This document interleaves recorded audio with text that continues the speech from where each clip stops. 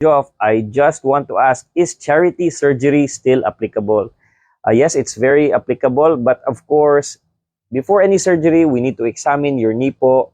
And if we examine your knee and we check kung need ba gyud ang surgery or not. Because some patients, they come to me, surgery is not really needed. So the first step is please consult your doctor.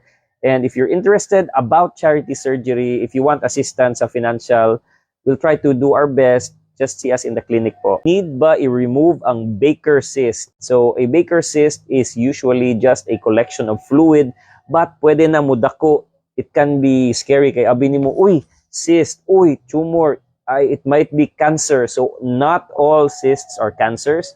Now, to clarify if it's really cancer or a Baker cyst, we'll need to do tests like in the clinic, also ultrasound, MRI, and it depends po. It needs to be removed if it's giving the patient problems. If wala namang issues and really you have tests that show na okay ra siya, there's no need to remove.